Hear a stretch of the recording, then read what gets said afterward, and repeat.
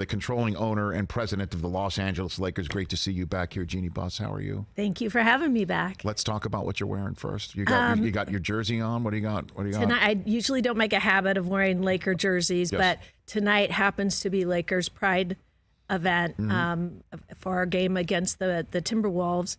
And so we designed a special uniform. My nephew actually designed this. That's great. And I thought it was really pretty, and it would be great to wear on your show. Appreciate that. And I'm sure people can go to Lakers.com and NBA.com to get some more. Yes. Okay. See, I'm trying to move product. Thank you. Trying to do that. What goes through your mind at the outset of a new playing season? This time of year, everybody is optimistic because no one's lost a game yet. Right. And certainly for me, really looking at, wanting to see the team that we had put together last year with Anthony Davis and LeBron and Russell Westbrook have an opportunity to actually play together. And also Kendrick Nunn, who was out the whole year last year. So allowing them to have an opportunity to really see what it looks like. I think they only played 11 games where they were all healthy. But the big change this year is we have a new coach, right. Darvin Ham, who I think really brings a lot of authority, a lot of experience, because he was a player in the NBA. He won a championship with the Detroit Pistons. He's been an assistant coach with the Milwaukee Bucks when they won their championship, and he's ready to be a head coach, and he has that presence that we really need. And I'm sure he's the first coach you've hired that has a Sports Illustrated cover of a broken backboard that he broke in college on his wall. I mean, he does come with quite a history in the game, collegiately and professionally. What sold you on him, though? He didn't have that in his resume about the he didn't mention that, huh? He did not. So that's, he really, there was something about him, our basketball front office really did a deep dive and really looked through a lot of candidates. And he checked every box. And, that's such a cliche, but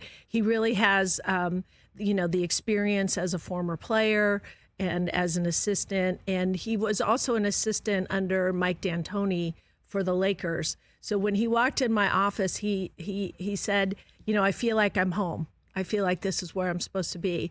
And, what I liked was finding out that his mother was the first mayor of Saginaw, Michigan, female mayor of Saginaw, Michigan. And so I feel like he respects a woman in authority. Interesting. And that's clearly an important box, if you will, to check when you are hiring a coach of the Los Angeles Lakers.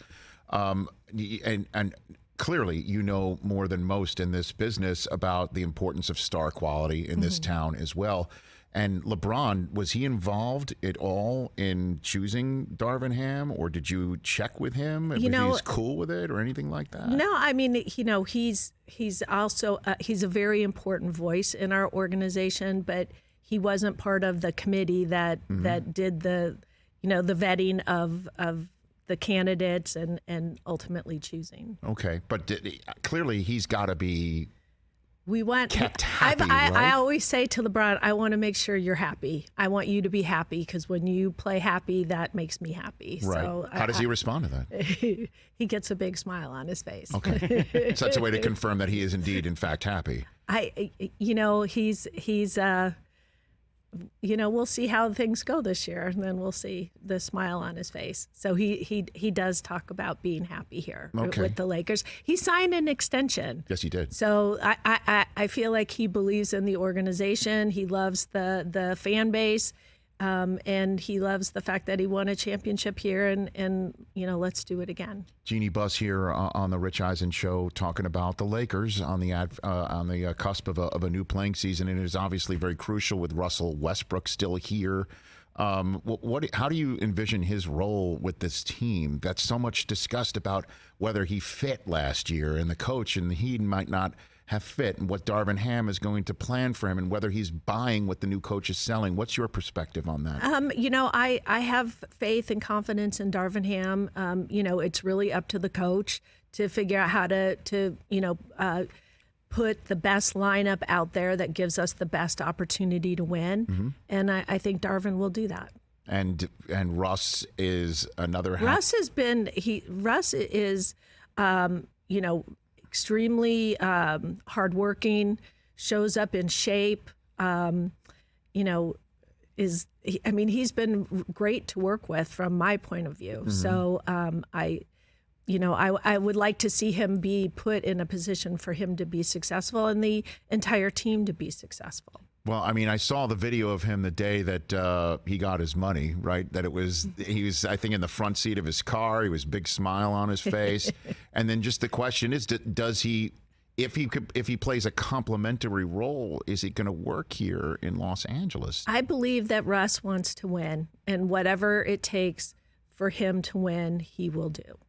And then Anthony Davis, and the idea is that he's going to be the guy here in Los Angeles for a very long time to take it to another era once LeBron does, in fact, age out, for the lack of a better phrase, and who knows when that might actually be viable. But do you view it that way as well? Anthony has, he led us to a championship. He's amazingly talented. We just need to make sure that he stays healthy. And how does one do that? Just make sure that he stays healthy and listens to, his workout coach, his doctors, everything. So to make sure that he's in tip-top shape. And how do you delegate? Because I mean, I can only imagine you must be a control freak. I just know. But most incredibly successful people I've met are just, understand the importance of delegating, but also want to make sure that everything is buttoned up to your satisfaction. Yeah, I think that comes with communication with your staff, right, and understanding what expectations are and making sure that you provide the resources that people need in order to be successful, and, staying on the same page, constant communication. And, I have, a vision of what I want to accomplish. And, we got to make sure that everyone's on the same page, because if you have people that are not working towards that same vision, you'll never be successful. Jeanie Buss here on the Rich Eisen Show. Who is in your inner circle? There's so much conversation in this town about who is in your inner circle. Yeah, Jeanie people Buss are fascinated with that for some reason. And I could ask you, do you ever ask Mark Cuban who his inner circle is, or Joe Lacob who his inner circle is? It's just there's just something about being a woman. I think that people feel like, oh, what crutches does she need, or what does she lean on? Because she's not capable of doing it herself. So, I have great people that I work with. People seem most interested in Linda Rambis, who I've been working with for, over 30 years. I've operated in the same style since I started working, with the organization, and even before that with the Great Western Forum, putting on events. And, I'm a leader. I'm not a dictator. I like to build consensus. I like to hear from, everybody at the table. And then ultimately it's, people need to understand I'm the governor of the team, and I'm held accountable for every decision that's made, both business and basketball. So if anything goes wrong, it's on my watch, and I'm held accountable for it. Well, I mean, I do feel compelled to say that I have immense respect for you, right? I mean, like, But I mean, let me ask you, have you ever asked any man that question? Well, honestly, Jerry Jones, who is an owner of another jewel of a sport, has a lot of questions posed of him as to who his inner circle is and whether they're qualified in order to do it, because it's his family. You know what I mean? Like, right. Like, hey, shouldn't you have a regular general manager? Is always posed of Jerry Jones. And if I had Hal Steinbrenner, if he was kind enough to do what you're doing, which is appear on this program, I would say to him, who are you talking to make sure Aaron Judge gets signed? But that might just be me as a Yankee fan. Okay. And I think that is part of the questions. Certainly with Rob Pelinka signed from 25 through 26, there are some fans wondering why you did that. and who's helping, guide your process if you need that. I mean, Kobe was also a guy that you leaned on quite a bit as well when he was alive. Yeah, so. and Magic Johnson and Phil Jackson. Right. But it seems to make people crazy when I answer those questions. So, again, it's like, I don't know why I have to explain that, but excuse me. I guess I was going to make a point about, about who. Again, I was just saying that for folks in this town, that's perhaps why, or maybe they do view you as a woman, and you need to answer that. That's not why I'm asking. That's what I'm basically I know saying. what I was going to explain. I'm glad you brought up Rob. Excuse me. Yeah. I'm glad that you brought up Rob Pelinka, because he signed an extension at the end of last season. Yes. Because I wanted to make sure that he and the coach were on the same page. So before going on this search for a new coach, that that it wouldn't be the coach wondering if the general manager was all in, because his deal would be coming up, and just to really create a collaboration between front office and coach, which is what I advocate for because of my relationship with Phil Jackson. I know what an NBA coach goes through and how it feels like you're put on the plank to stand out there alone. And I wanted to make sure that the new coach that we hired knew that there would be this support, that there would be this long-term opportunity to, build success, and that it wouldn't be about, who's on the hot seat next. So this was done, and it just happened to come out now. Yeah, I don't know why it happened to come out. I do believe that we might have an internal leak, but the timing was strange to me. So thank you for letting me clarify that. Absolutely. Jeanie Buss here on the Rich Eisen Show. And again, I know I'm going further down the road, and you got a playing season right now, but this fascinates me. And you could answer it how you wish, obviously. It's your world. We're rent paying in it, Jeanie Buss. But do you envision LeBron and his son playing together in a Laker uniform one day? Well, I could get in trouble about talking about an underage player that hasn't been drafted. But I will tell you a story that one of the most enjoyable events I ever got to go to was way back in the day when the Hartford Whalers had Gordie Howe and Mark Howe play together, father and son. And, they played against the LA Kings. I was there. It was just one of those kind of great moments and a great thing to watch. So I'm a fan of a father and son playing together. So that's all I can say. Certainly, if they're as great into their 50s as Gordie Howe was. I saw him check a guy clear over the boards in that game. He was unbelievable. You know what I mean? So, I feel stupid even saying the word aged out when it comes to LeBron, because as I did earlier in the of our conversation, because he is just truly unbelievable. And to have that star power, star quality in Los Angeles, that's the difference maker. That's the formula that clearly your family has been following forever and a day. So what's your first memory of an opening night? Do you got one for me? Certainly. And our opening night, our first game is on the road against Golden State the night they get their rings. So for any organization that wins a championship, your opening night is the ring ceremony, and those are the most memorable, of course. And oftentimes you don't actually end up winning that game because there's such a hype to it, and the players getting excited to see their rings for the first time.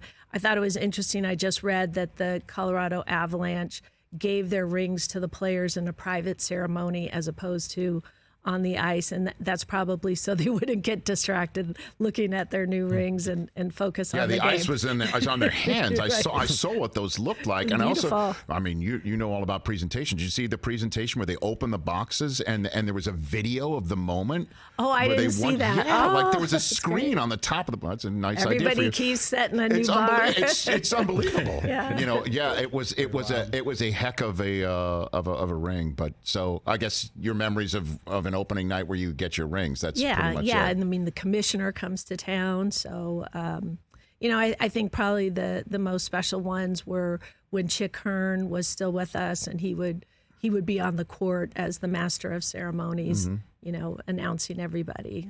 That was really special. Jeanie Buss, a few more minutes left with the controlling owner and president of the Los Angeles Lakers. Do you have any opinion on the, I guess, mid-season tournament? Do you have anything on, what are your 2 cents on that subject matter? What I appreciate about our commissioner is like everything's on the table. He's not going to be like, well, we're doing it this way because we've always done it this way. He looks at everything and really has the fan in mind about what will be exciting for them, and and also the players. He's been really great, making sure that we eliminate as many back-to-backs as possible. So to save the wear and tear on the players. So I'm all for looking at what a tournament can be. I to be honest with you, I really wasn't a fan of the play-in tournament, but now I really get why it's important, and I think it's added an element of fun at the end of the season. Yeah, I know. My only issue with the play-in tournament is that it doesn't go in a record book anywhere, right? It's not technically a regular season game, and it's not technically a playoff game. Right. It's just sort of like the records get caught in some netherworld. Like it. I mean, obviously, if that's a problem, it can be dealt with. But I had never thought about that. So I guess they're now it's in its own record book. I guess is a play-in tournament record or something along those lines. But I don't mind it. I kind of like that you got to play in and make sure that teams that might be out of it normally are still in it, right? I mean, like yeah. I mean, everyone's anticipating that we have a big draft coming up, and that everybody's going to be like kind of, interested in being in the lottery. So, we'll see what the effect that has on the season, and instead of it being like, oh, let's hurry up and get to the playoffs, the playoffs really start at the end of the regular season because people can move up, and depending, if you have an injury early on, you may be in the hole and you're a better team than what your record says, and now you get your player back and you get that momentum. You can still make the playoffs. How do you, as an owner of a team that is all about hanging banners and spending money to hang banners and making sure that fannies are in the seats to hang banners, your thoughts on teams that might be tanking? What do you think about that? What are your 2 cents on that? That was never anything that's not Laker basketball to tank. My dad never did that. I learned from Phil Jackson that every season when you start, there's a journey that you can plot out a path to a championship. Some years it may be straightforward. Some years it may be like climbing Mount Everest, but there's always a path to winning. And so you just have to figure out how you're going to do it and get the team to commit to the same journey. No, but when you're in a meeting, a board of governors meeting, or just with the governors, do you take a hard line on this subject matter? I do, because having been with Phil for almost 20 years, losing takes a toll. And when somebody loses on purpose, and when you're a coach of a team and you don't have a choice in the matter, you got to wear that losing for the rest of your life. That becomes part of your permanent record. Same for a player that may get drafted to a team. And I don't think that's fair for, somebody. It's beyond their control if a team is purposely trying to lose. And, it's something that they're going to have to carry around on their resume the rest of their lives. So before I let you go, again, you've got a preseason game tonight against the Timberwolves, and it's a Pride night, and you're wearing the new Lakers Pride jersey.